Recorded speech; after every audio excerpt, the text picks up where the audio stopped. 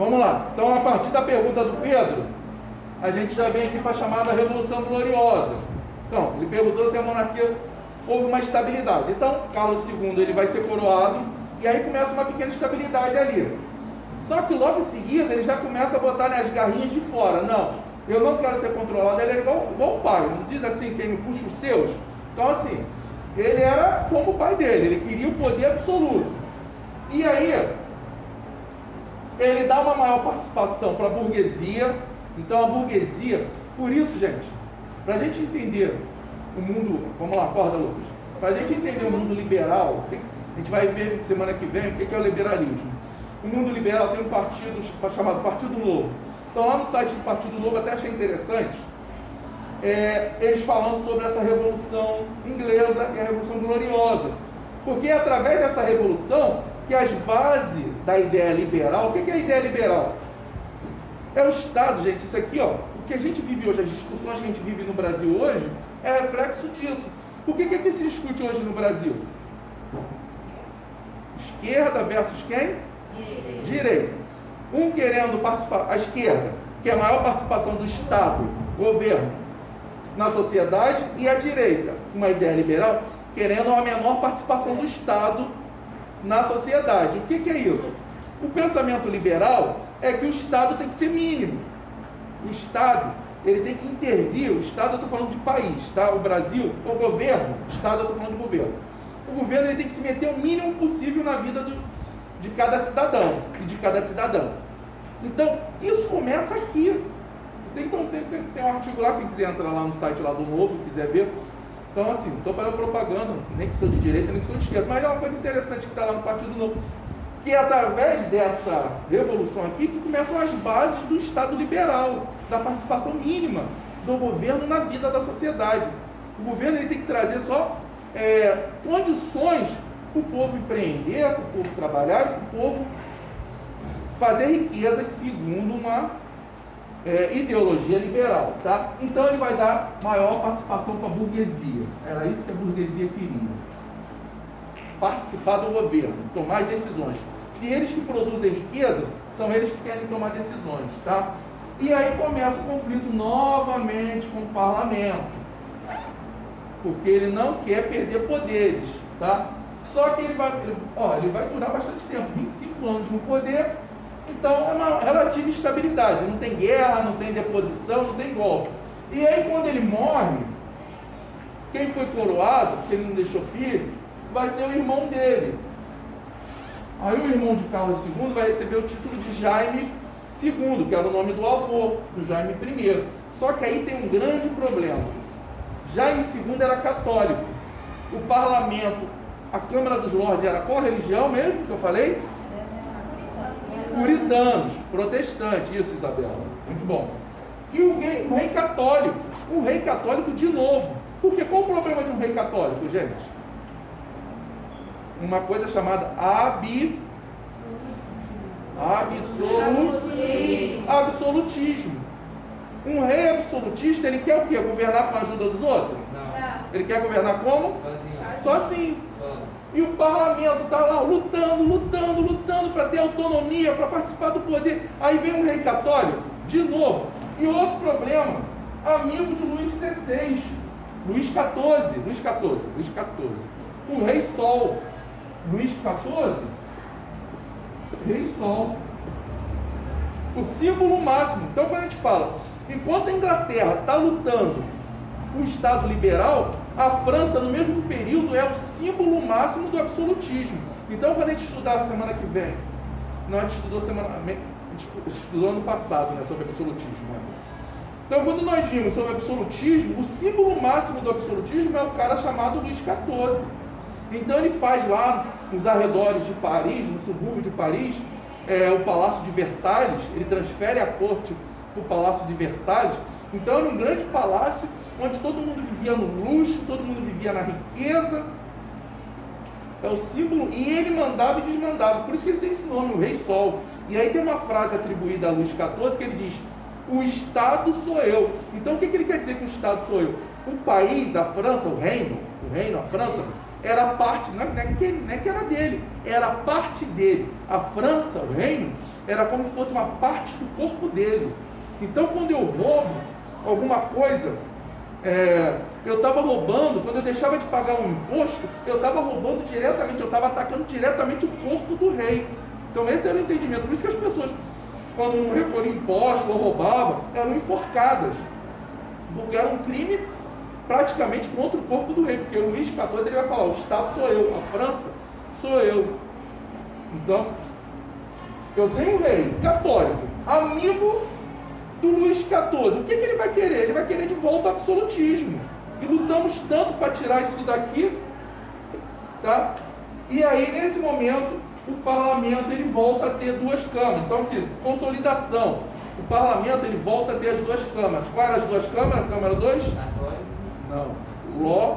Lordes e comuns. Isso. Câmara dos Lordes, está até aqui no quadro. E a outra, Câmara dos Comuns. A dos Lordes formada por quem? Nobres, alta nobreza. E a Câmara dos Comuns formada por quem? Burguesia. Isso, ótimo. E aí novamente vão se juntar agora. Aí que o negócio fica bom. Vai se juntar os puritanos e os anglicanos. Os anglicanos que eram próximos dos católicos, não vamos deixar os católicos voltar não. Porque esse cara aqui, o Jaime, ele começou a dar um monte de cargo no governo para pessoas católicas. E deixar o pessoal de fora. Aí os anglicanos ficaram com raiva, porque perderam o destaque que eles tinham. E os puritanos, todas aquelas conquistas que eles estavam tendo, estavam indo por terra. Aí eles vão lutar contra os católicos. E aí acontece um outro problema. A esposa, ele se casa por uma segunda vez, o Jaime II, e a esposa dele fica grávida. Então olha só, e ela era católica. Então eu tenho um rei católico, com a rainha católica, esse filho vai ser o quê? Católico. Então olha só, agora se esse cara fica no poder, ele passa o poder para o filho, vai ser uma dinastia católica. Tudo aquilo que a gente lutou durante anos foi por terra. E aí eles vão fazer a chamada Revolução Gloriosa. Eles vão convidar, que o parlamento ofereceu um trono para Guilherme de Orange. Guilherme de Orange, rei da Holanda. Já viram? Eu sempre falo de futebol, né? Futebol é cultura. Vamos lá, qual é a cor da camisa da Holanda, da seleção holandesa? Hã? Laranja.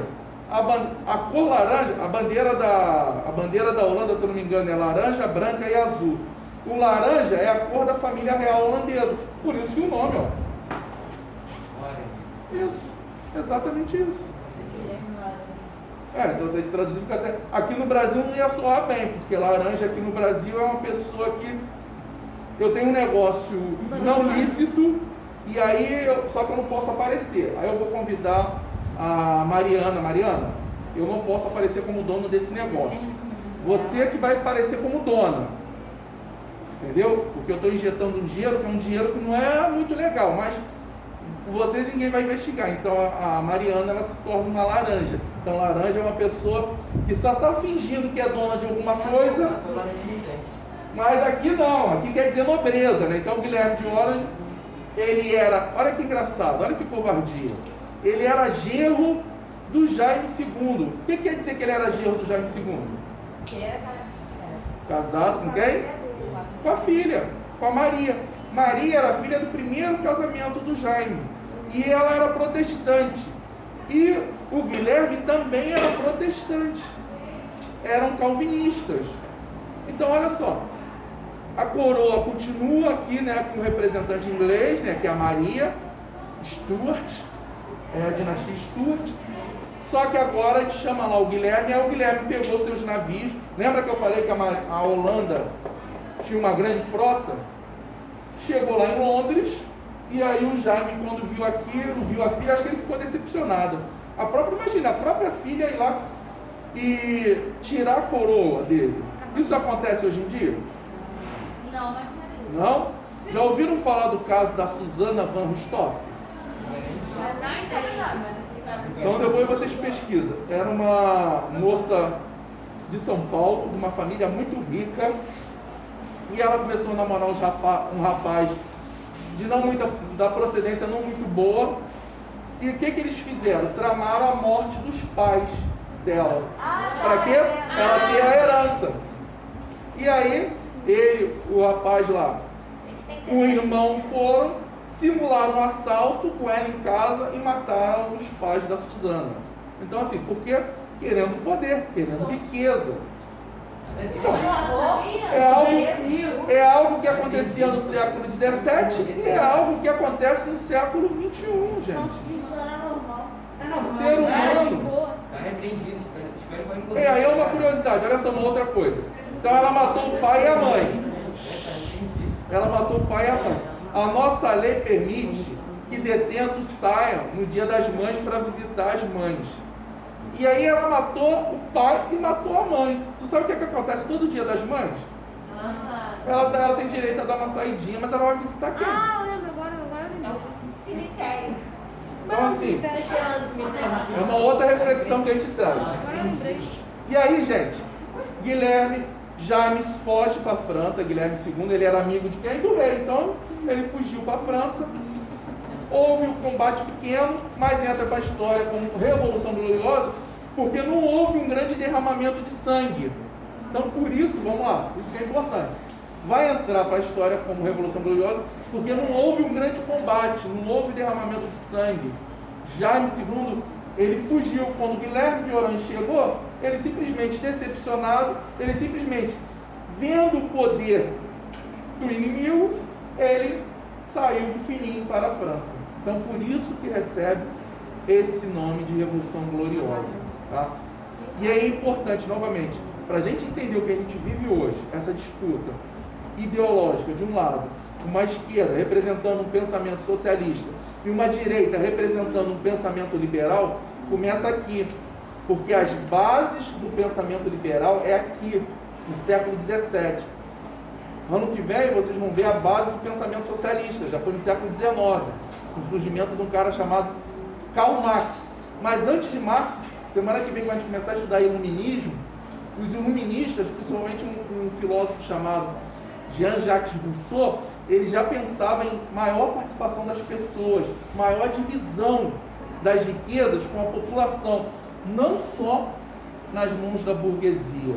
Então, esse pensamento liberal, ele tem a sua gestação, ele tem seu início com a Revolução Inglesa, passando pela Revolução Gloriosa, e mais à frente a gente vai ver a continuidade disso, que é a Revolução Industrial.